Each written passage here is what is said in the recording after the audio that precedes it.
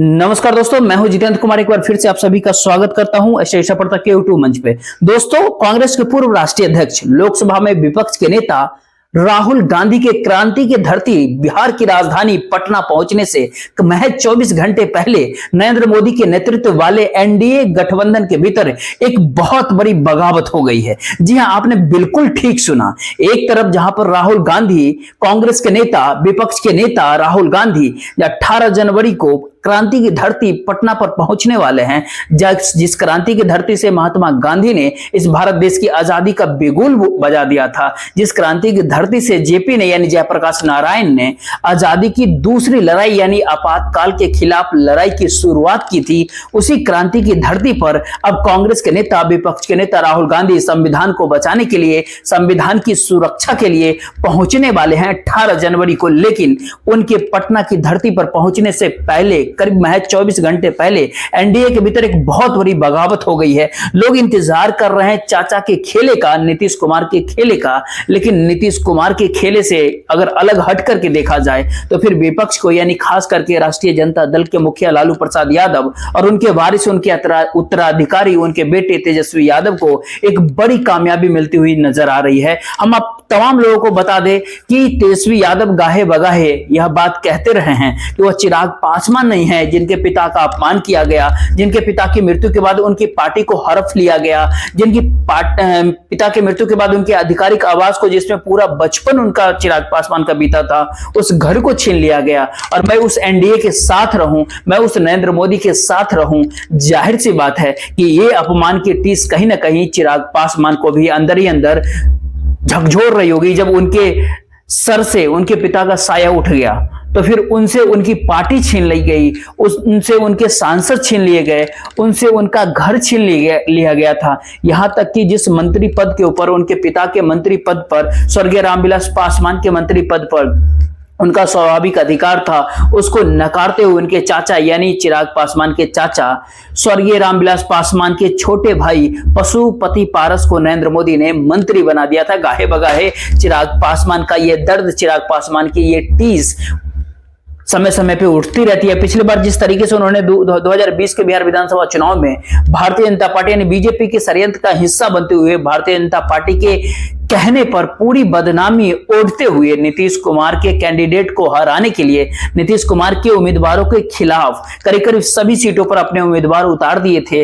नीतीश कुमार की सीटों की संख्या कम हो गई। काफी मुश्किल से नीतीश कुमार के नेतृत्व में बिहार के भीतर एनडीए गठबंधन की सरकार बन पाई।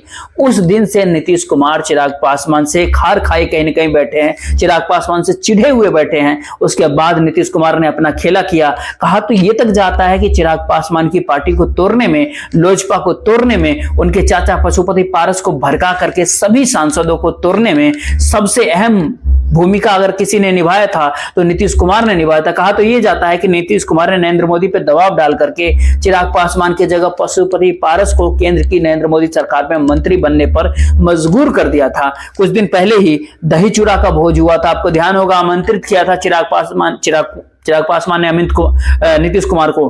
नीतीश कुमार पहले ही पहुंच जाते। कहा तो यह गया कि नीतीश कुमार से बेइज्जती का बदला चुका लिया अपने पिता का। अब जो चिराग पासवान के साथ जो व्यवहार किया गया था, जिस तरह से उन्हें मोदी के मंत्रिमंडल में शामिल करने से रोक दिया गया था पिछली सरकार में, अब वक्त आया है कि उसका बदला चुकाने का, और इसके कहीं ना कहीं संकेत आने शुरू हो गए हैं। दोस्तों, 18 जनवरी के बिहार की राजधानी में दो बड़ी बात होने वाली है। एक तरफ राहुल गांधी बिहार की धरती पर होंगे, संविधान सुरक्षा सम्मेलन में शामिल होंगे। उस सम्मेलन में शामिल होने से पहले बिहार की राजधानी पटना के ऐतिहासिक सदाकत आश्रम के भीतर, कांग्रेस कार्यालय के भीतर कांग्रेस के नेता कार्यकर्ताओं से संवाद भी करेंगे। पूरे बिहार की सभी जिलों से आने वाले कांग्रेस के कार्यकर्ताओं से संवाद करेंगे। बिहार विधानसभा में जुट जाने की नसीहत देंगे। विधानसभा चुनाव का एजेंडा तय करते हुए नजर आएंगे। वहीं उससे कुछ ही किलोमीटर की दूरी पर राष्ट्रीय जनता दल के राष्ट्रीय कार्यकारिणी की बैठक होगी। राष्ट्रीय अध्यक्ष लालू प्रसाद यादव की अध्यक्षता में राष्ट्रीय जनता दल के राष्ट्रीय कार्यकारिणी की बैठक होगी, जिसके भीतर उनके वारिस तेजस्वी यादव, उनके बेटे तेज प्रताप, उनकी बेटी मीसा भारती और राष्ट्रीय जनता दल के तमाम बड़े और वरिष्ठ नेता उस बैठक के भीतर शामिल होंगे। जगदानंद सिंह से लेकर के अब्दुल बारी सिद्दीकी तक ये तमाम सारे नेता विचार मंथन करेंगे उस बैठक में, कि उस ब्लूप्रिंट पर बात करेंगे जिस ब्लूप्रिंट के बारे में कुछ दिन पहले हमने आपसे कहा कि उस ब्लूप्रिंट को धरातल पर जमीन पे कैसे उतारा जाए। यानी बिहार की राजधानी पटना में राहुल गांधी, तेजस्वी यादव एक नए बिहार को लेकर के चर्चा कर रहे होंगे अपने अपने कार्यकर्ताओं से। विधानसभा चुनाव के भीतर नीतीश कुमार वाले एनडीए गठबंधन को हराने के बारे में चर्चा कर रहे होंगे कहीं ना कहीं, और उससे पहले कहीं ना कहीं नीतीश कुमार सरकार की विदाई को तय मान करके नरेंद्र मोदी सरकार की कैबिनेट मंत्री, जी हां बात हम कर रहा हूं चिराग पासवान की, उन्होंने एक तरह से नीतीश कुमार को आईना दिखा दिया है। बीपीएससी के भीतर जो घोटाला हुआ, बीपीएससी छात्रों के साथ जो कुछ हुआ, जो गड़बड़ियां हुई, उस गड़बड़ियों को लेकर के नीतीश सरकार पर सीधा सीधा हमला कर दिया है। नीतीश कुमार और भारतीय जनता पार्टी की बिहार की गठबंधन सरकार को आईना दिखा दिया है। बोलते बोलते चिराग पासवान तो ये तक कह गए कि हाँ गड़बड़ी हुई, हाँ मेरे परिवार के भी कुछ लोग प्रभावित हैं, हाँ बीपीएससी की गड़बड़ी से बिहार के नौजवान युवाओं को नुकसान हुआ।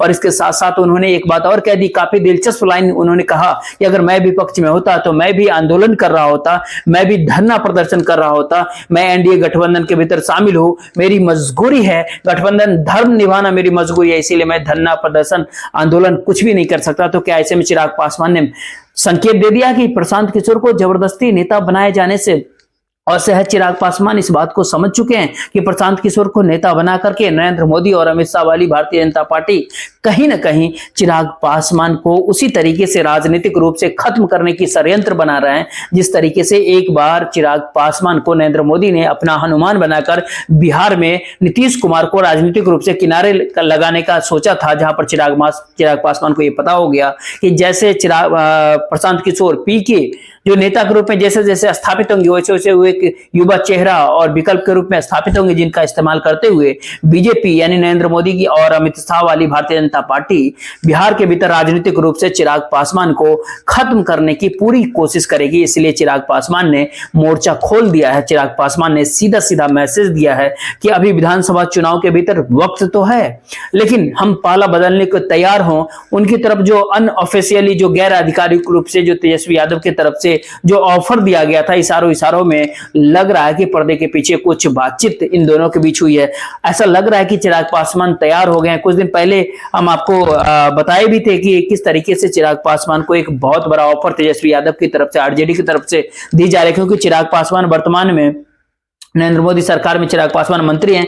कितने अधिकार हैं ये बात अलग है। मोदी सरकार के तमाम मंत्री है वो बार बार अधिकारों का रोना ही रोते हैं, क्योंकि सरकार तो अधिकार ही चलाते हैं, सरकार तो अफसरशाही चला रहे हैं। तो फिर तेजस्वी यादव के जो ऑफर थे, ऐसा लगता है कि चिराग पासवान उस ऑफर को अब कहीं ना कहीं स्वीकार करने के लिए तैयार है, कबूल करने के तैयार हैं। और हम आपसे ऐसा क्यों कह रहे हैं आज, क्योंकि आप एक चीज देखिए कि एक आलोक चिकू नाम का व्यक्ति का एक पोस्ट आपको हम दिखाते हैं कि उनके बायो में लिखा गया था।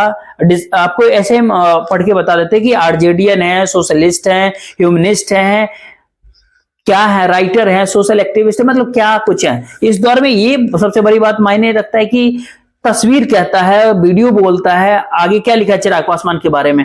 चिराग पासवान मानते हैं कि बीपीएससी पेपर लीक हुआ है, 22 से अधिक सेंटरों पे धांधली हुई है, खुद इनके परिवार के बच्चे भी प्रभावित हुए हैं। साथ ही ये भी कह रहे हैं कि अगर विपक्ष में होते तो तब आवाज उठाते, अभी गठबंधन में है तो चुप रहेंगे। फिर वो आपसे कह रहे हैं कि चिराग पासवान इस बात को मान रहे हैं कि पेपर लीक हुआ है, 22 सेंटरों पे गड़बड़ी हुई है, उनके अपने परिवार के लोग प्रभावित हैं, अगर विपक्ष में होते तो आवाज उठाते, गठबंधन में है तो फिर गठबंधन धर्म का पालन करना इनके लिए मजबूरी है। आगे आलोक क्या लिखते हैं कि मतलब चिराग पासवान सीधे सीधे ये कह रहे हैं कि इनको छात्र के भविष्य से कोई भी मतलब नहीं, सत्ता में बने रहने की लालच में छात्र तो दूर, अपने खुद के परिवार के बच्चों के लिए भी आवाज ये नहीं उठाएंगे, अपने परिवार को भी न्याय नहीं दिलवाएंगे। सत्ता चाहिए बस, कीमत चाहे छात्रों की बर्बादी ही क्यों ना हो, बिहार की बर्बादी ही क्यों ना हो।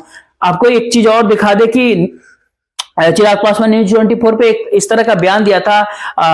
तमाम सारे नियम है, हम कुछ कारण है जो कि हम नहीं दिखा सकते हैं क्योंकि यूट्यूब का अपना गाइडलाइंस होता है, लेकिन जो कुछ भी कार्यक्रम में बोला उसको आलोक चिक्कू ने ट्वीट करके बताया है। अगर सोशल मीडिया पे जाएंगे तो पूरा वीडियो भी आपको मिल जाएगा। तो क्या चिराग पासवान ने इशारा कर दिया कि बहुत हुआ, अब विदाई का समय आ गया। अब नीतीश कुमार से बिहार में हिसाब किताब करने का वक्त आ गया है। नरेंद्र मोदी सरकार में मंत्री जरूर हूं, लेकिन अधिकार तो वैसे भी नहीं, लेकिन आवाज उठानी होगी, और आवाज अगर नहीं उठाया तो फिर पार्टी का अस्तित्व भी समाप्त हो जाएगा। तो क्या ऐसे में चिराग पासवान अब उस रणनीति के ऊपर, उस स्ट्रेटेजी के ऊपर काम करने लगे हैं कि सरकार के भीतर रहते हुए सरकार के पोल खोलिए, गठबंधन की पोल खोलिए, और जैसे ही मौका मिले विपक्ष में यानी महागठबंधन में जाकर शामिल हो जाइए, क्योंकि वहां से ऑफर भी बड़ा है, तेजस्वी यादव की तरफ से ऑफर बड़ा है। अगर महागठबंधन की सरकार आने वाले वक्त में अगर बनती है तो निश्चित ही तौर पर उस नई सरकार के भीतर चिराग पासवान को एक बड़ा ओहदा, एक बड़ा पद दिया जाएगा, एक बड़े ओहदे के मालिक होंगे। और चिराग पासवान का महत्व बिहार की राजनीति में समझिए कि आप सबको मालूम है कि रामविलास पासवान का महत्व बिहार की राजनीति में एक जमाने में क्या हुआ करता था। काफी ज्यादा सीटों पर वो जीत भले ही ना पाए, लेकिन हराने में रामविलास पासवान की भूमिका काफी महत्वपूर्ण हुआ करती थी।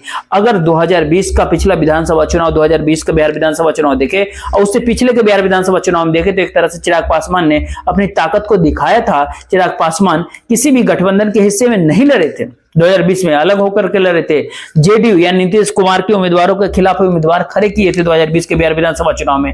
अपने आप को मोदी का हनुमान बताते हुए, नीतीश कुमार से हिसाब किताब बराबर करते हुए, नीतीश कुमार मतलब बिहार के लिए एक ऐसे नेता के रूप में उनको बता रहे थे कि जिनका हटाना बहुत जरूरी है। 137 सीटों पर चिराग पासवान ने अपने उम्मीदवार खड़े किए थे। 2020 के बिहार विधानसभा चुनाव में 5.66 यानी 5.66% वोट 2020 के बिहार विधानसभा चुनाव में उनको मिले थे, और नीतीश कुमार को 71 से 43 सीटों पर ला करके अटका दिया था, यानी 28 सीटों का नुकसान सीधे सीधे कर दिया था। तो इस सबको बखूबी पता है कि चिराग पासवान की राजनीतिक हैसियत बिहार में क्या है, और खासतौर पर लालू यादव और तेजस्वी यादव भी इस बात को बखूबी जानते हैं, जो 2020 के बिहार विधानसभा चुनाव में जो बहुत ही निम्न मार्जिन से सरकार बनाते बनाते अटक गए थे। 122 चाहिए थे, 122 एमएलए चाहिए थे सरकार बिहार में बनाने के लिए। एनडीए के गठबंधन काफी मुश्किल से 125 सीटें जीत पाया था।